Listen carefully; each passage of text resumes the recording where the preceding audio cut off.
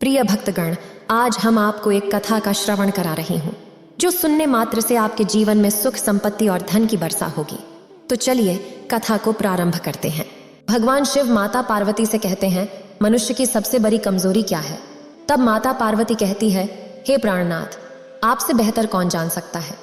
फिर भगवान शिव कहते हैं, हे देवी, बुद्धिमान मनुष्य अक्सर अपनी बात कहानियों के माध्यम से कहा करते हैं, क्योंकि उन्हें पता होता है कि अगर किसी को सीख दी जा सकती है तो वह कहानियों के माध्यम से बहुत आसान तरीके से दी जा सकती है। अगर ऐसी ही कोई ज्ञान की बात करता है तो मनुष्य उतना ध्यान लगाकर नहीं सुनता जितना कि कहानी में सुन लेता है। तो ऐसी ही एक कहानी महात्मा बुद्ध का मैं सुनाने वाला हूँ, जिसे सुनकर मनुष्य की सबसे बड़ी कमजोरी के बारे में पता लग जाएगा, जो मानव कल्याण के लिए भी जरूरी है, और आपका भी मन इस कहानी में लग जाएगा। लेकिन इसके लिए आपको इस कहानी को आखिर तक सुनना पड़ेगा, इसलिए एकदम शांत मन से सुने, क्योंकि ज्ञान शांत मन से ही सुना जा सकता है। अगर आप यह कहानी सुन रहे हैं तो पूरा सुनिए। इस कथा को आधा अधूरा छोड़कर जाने की गलती मत करिएगा, क्योंकि इस पवित्र कथा को पूरा सुनने से मन चाहा फल की प्राप्ति होगी। इसलिए इस कथा को पूरा सुने। आप शिव भक्त हैं तो भोलेनाथ का अनादर ना करें। तो चलिए कहानी प्रारंभ करते हैं। एक गुरु अपने शिष्यों को ध्यान साधना सिखा रहे थे। तभी एक शिष्य बोल उठा, गुरुजी, मैं कुछ समझ नहीं पा रहा हूँ, क्या मैं आपसे कुछ पूछ सकता हूँ? गुरु ने कहा कि हाँ, पूछ सकते हो। शिष्य ने कहा कि जब मैं पानी पीता हूँ तो मेरी प्यास बुझ जाती है। क्या कोई भी पानी पीता है तो प्यास बुझ जाती है? तो ये ध्यान करने के लिए ऐसा क्यों नहीं होता है? जब हम आपके कहे अनुसार ध्यान लगाते हैं तो हम में से कोई पहले, कोई बाद में, तो कोई अभी भी ध्यान की स्थिति को प्राप्त नहीं कर पाता। ऐसा क्यों होता है? जैसे पानी से सबकी प्यास बुझ जाती है, वैसे ही ध्यान से सबके ज्ञान मन खुल जाने चाहिए, पर ऐसा नहीं होता है। फिर गुरुजी कहते हैं, कल हमें किसी ने भोजन पर आमंत्रित किया है। कल तुम मेरे साथ चलना, मैं तुम्हारे प्रश्नों के उत्तर वहीं पर दूंगा। अगले दिन दोनों गुरु शिष्य भोजन के लिए एक धनी व्यक्ति के घर पहुंचे। धनी व्यक्ति की पत्नी ने उन्हें भोजन पर बुलाया था। दोनों भोजन करने बैठ गए। उन्हीं के साथ उस स्त्री का पति भी भोजन करने बैठा हुआ था। उसने अपने सभी नौकरों पर चिल्लाकर कहा कि क्या बेकार सा भोजन बना रखा है, इसमें कोई स्वाद नहीं है।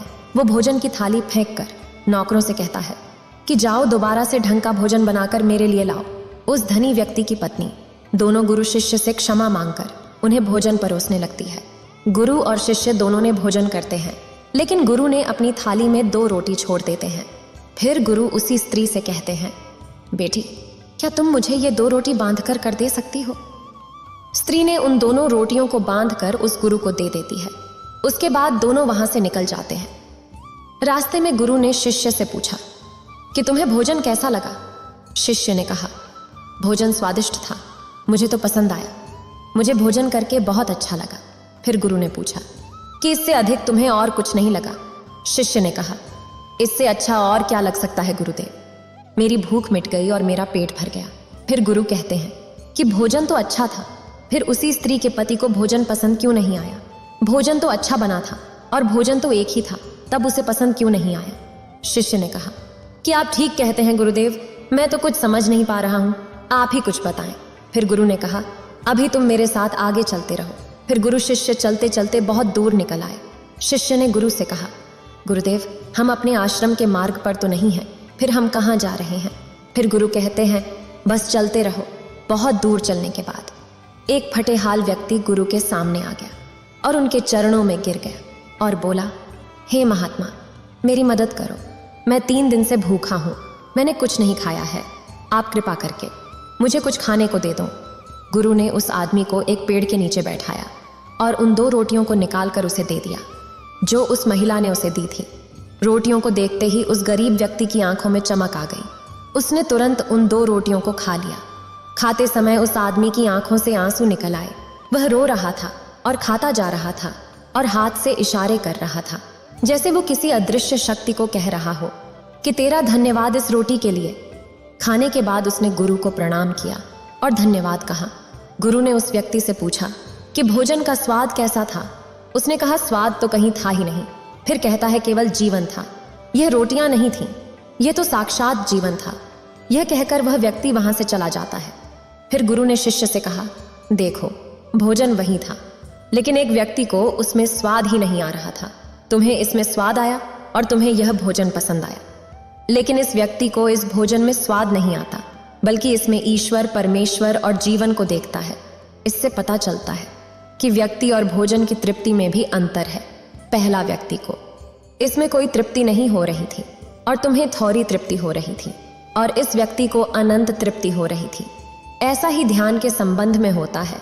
जिसको जितनी ज्यादा प्यास होती है वह उतनी ही जल्दी मार्ग बना लेता है। उस शिष्य की जिज्ञासा का समाधान हो गया था। उसके प्रश्नों का उत्तर उसे मिल गया था, लेकिन उसके एक प्रश्नों का उत्तर नहीं मिल पा रहा था। प्रश्न था कि मन क्यों नहीं लगता। जो लग जाए वह मन नहीं है। मन का स्वभाव ही है भागना। जब हमारे पास कोई चीज अत्यधिक होती है तब मन उससे भागने लगता है। जैसे उस धनी व्यक्ति का मन, जो उस भोजन से भाग रहा था, जो उसके लिए एक आम बात थी।